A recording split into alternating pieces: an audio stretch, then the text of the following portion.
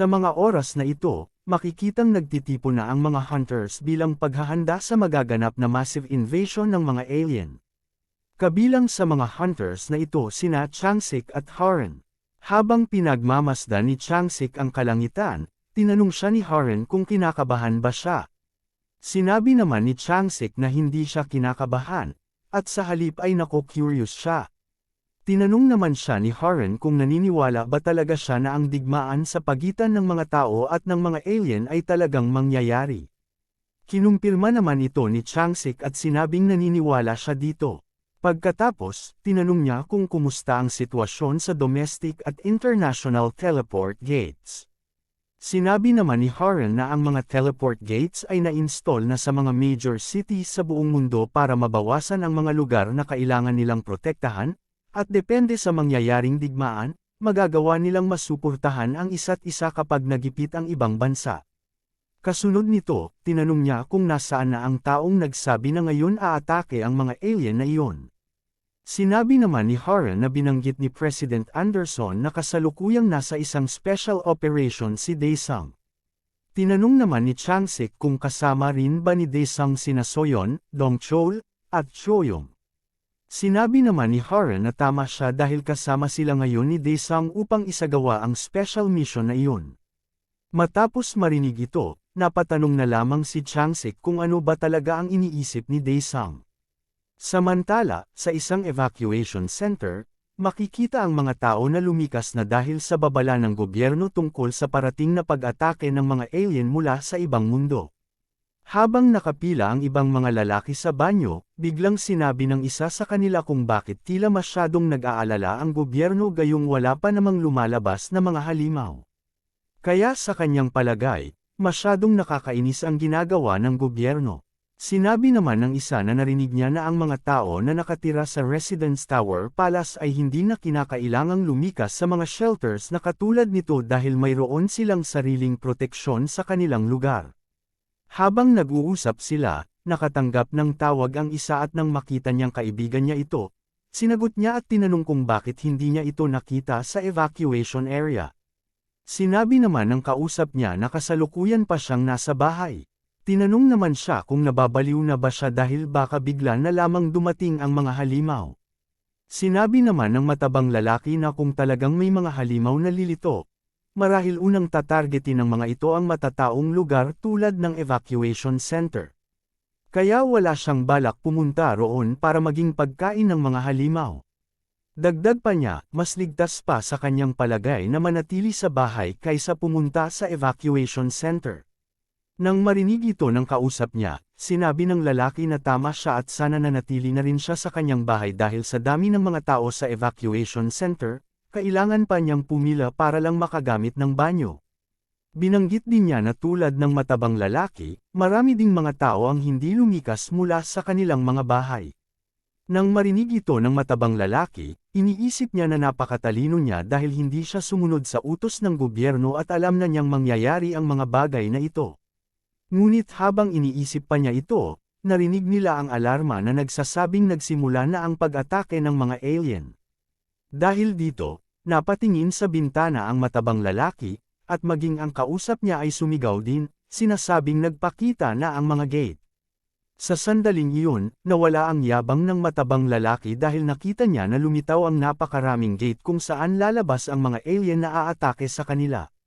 Samantala, sa evacuation center kung saan naroon ang karamihan ng mga taong lumikas, nag-activate na ang aura protector shield para protektahan sila sa magaganap na labanan.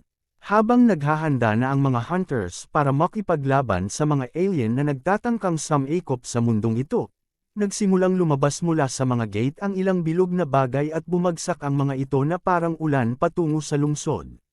Sa pagkakita nito, itinutok na ng mga sundalo at hunters ang inihanda nilang aura wave cannon upang pasabugan ang mga alien na lumalabas mula sa mga gate. Kasunod nito, narinig ang sunod-sunod na pagsabog sa lugar na binagsakan ng mga alien. Habang nawawasak nila ang ilan sa mga ito, sinabi ng mga hunters na kumokontrol sa aura wave cannon na gumagana ang taktika nila. Ngunit habang iniisip pa nila ito, nagpatuloy ang paglaglag ng mga bilog na bagay mula sa loob ng mga gate, at nagsimula itong tumama sa mga gusali. Dahil sa napakalakas na impact, nasira ang mga kalsada at gusali na binagsakan ng mga ito. Samantala, sa bahay ng matabang lalaki na nagmamayabang kanina, bumagsak sa loob nito ang isa sa mga bilog na bagay na nagmula sa mga gate. Mula rito, lumabas ang isang halimaw at tiningnan siya. Dahil dito, wala nang nagawa ang matabang lalaki kundi ang mapamura na lamang at tanggapin ang kanyang kabobohan. Sa ibang panig naman ng lungsod, kung saan bumagsak ang mga bilog na bagay, nagsimula nang lumitaw mula rito ang mga halimaw. Ngunit bago pa sila tuluyang makagawa ng higit na mga pinsala, sinimula na silang atakihin ng mga hunters at pinaslang. Sa pagkakita na madali lamang nilang natatalo ang mga halimaw na ito, sinabi ng isang hunter na bagamat mas marami ang mga halimaw, kung isa-isa ay madali lamang nila itong matatalo dahil hindi naman sila ganoon kalakas. Pinayuhan niya ang kanyang mga kasamahan na mag-focus upang hindi sila mapagtulungan ng mga kalaban. Sa kabilang banda, biglang huminto ang mga halimaw at tila naintindihan ang sinabi ng hunter. Nagsimulang magsanib ang mga halimaw, at pagkalipas ng ilang sandali, lumabas mula sa kanilang pagsasanib ang isang bagong halimaw na mas malaki at mas malakas kaysa sa mga nauna. Nang makita ito ng hunter na nagsalita kanina, pinagpawisan siya ng husto at sinabi na ang mga bastardong halimaw na ito ay kaya din palang magsanib para mas maging malakas. Bago pa siya makapagsalita sa kanyang mga kasamahan, bigla siyang inatake ng halimaw at agad siyang tinapos, na nagpagulat sa kanyang mga kasamahan. Samantala, sa monitoring room ng Hunters Association, binanggit ng isa sa mga empleyado na ang mga gates na lumabas sa kanilang bansa ay napakarami at patuloy pang nadaragdagan. Sinabi pa ng isa na hindi lamang simpleng gate ang ginagamit ng mga halimaw na ito, dahil ang enerhiya na nagmumula sa mga gate na ito ay katulad ng mga teleport gates na ginagamit nila. Nang marinig ito, tinanong ng branch manager kung kumusta na ang kanilang mga hunters. Sinabi naman ng empleyado na nakabuo na sila ng isang defensive line sa palibot ng mga shelters at kasalukuyang nakikipaglaban para protektahan ang mga lugar na ito, ngunit binanggit din niya na habang ginagawa nila ito, maraming lugar ang naiwang walang nagbabantay. Habang nag-uusap sila, tinawag ng isang babaeng empleyado ang branch manager at sinabi na ang bilang ng mga gates at mga halimaw ay patuloy na damadami. Matapos tingnan ng branch manager ang monitor na nagpapakita ng mga lugar kung saan lumabas ang mga gates, wala na siyang nagawa kundi ang mapamura na lamang.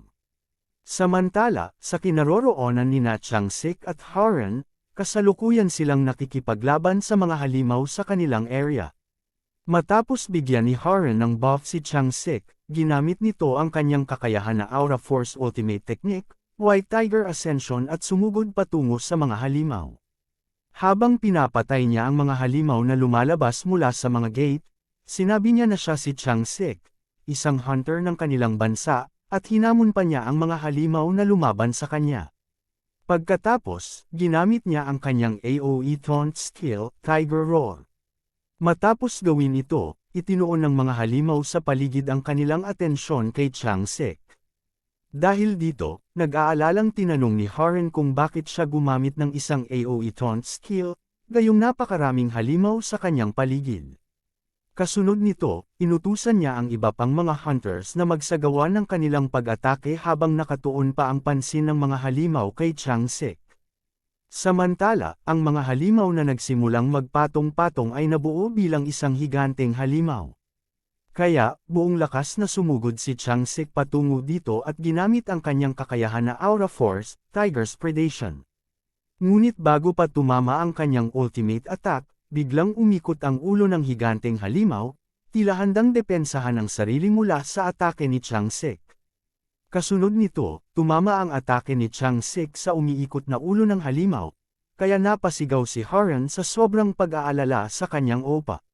Samantala, sa China, kasalukuyang nakikipaglaban ang isang Shaolin monk hunter sa mga halimaw na umaatake sa kanilang bansa. Habang patuloy na tinatalo ng mga ito ang mga halimaw, tuwang-tuwa ang mga tao na nanunood, na tila ba pinapalakas pa ang loob ng mga hunters, sinasabing kaya nilang talunin ang lahat ng halimaw.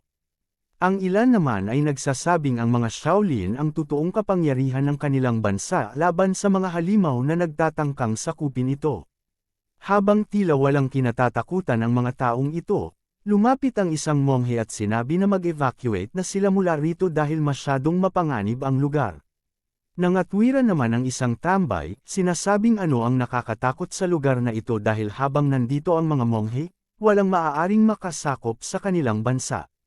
Sa kabilang banda, ang mga monghe, na patuloy na lumalaban sa mga halimaw at tila nananalo, ay napansin na ang ilan sa mga halimaw, katulad ng nangyari sa Korea, ay nagsimulang magsama-sama at bumuo ng isang higanteng halimaw. Nang makita ito, agad na inutos ng isa sa mga pinuno ng mga monghe na i-deploy na ang kanilang formation. Sa pagkarinig nito, nagsimulang maghanda ang ibang mga monghe, ngunit ang ilan, na tila hindi kabisado ang formation, ay biglang kinabahan at hindi alam ang dapat gawin. Sinabi pa nga ng isa na magiging masama ito para sa kanila dahil hindi pa siya pamilyar sa formation na ito. Ngunit walang balak mag-ante ang higanteng halimaw, at sinimulan na silang atakehin. Kaya wala nang nagawa ang ibang monghe kundi sabihing hindi nila madedeploy ang formation dahil hindi ito kabisado ng ilan sa kanilang mga kasamahan. Habang nangyayari ang lahat ng ito, nagsimula ng magtakbuhan ang mga matitigas ang ulong tambay at mga ususero dahil sa puntong ito, natatalo na ang ipinagmamalaki nilang mga monghe, at nagiging masyadong mapanganib na ang lugar.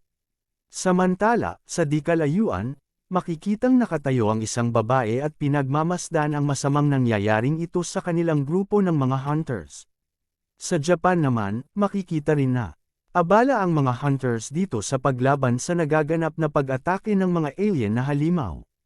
Habang tumatakbo ang mga hunters, nagpakawala sila ng napakaraming shuriken patungo sa mga halimaw. Kasunod nito, ginamit ng kanilang pinuno ang kanyang ultimate skill na Heavenly Dragon Strike, at binagsak ang napakaraming halimaw sa kanilang unahan. Matapos gawin ito, iniutos niya sa kanyang death squad na atakehin ang mga kalaban. Ngunit habang ginagawa nila ito, gaya ng nangyari sa ibang mga bansa, nagsimulang magsanib ang mga halimaw at bumuo ng isang napakalaking halimaw, na ikinagulat ng mga hunters na sumusugod kanina. Sa mga oras na ito, nakita nila ang isang napakalaking tatlong ulo na ahas na halimaw. Sinimulan silang atakihin ang halimaw na ito, at habang nagkakagulo sila sa pagharap dito, nagpasyang sumugod ang isa sa mga S-class hunters ng kanilang bansa at ginamit ang kanyang kakayahan upang atakihin ang isa sa mga ulo ng halimaw.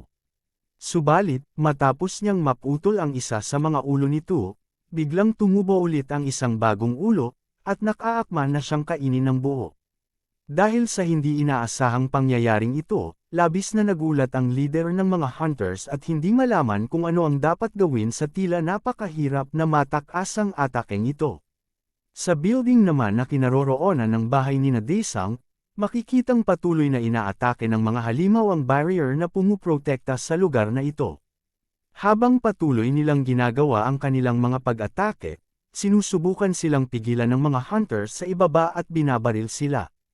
Ngunit ang kanilang pagsisikap ay tila walang epekto sa mga halimaw, at kalaunan ay tuluyan ng nawasak ang isang bahagi ng barrier, kaya nakapasok na ang ilang halimaw.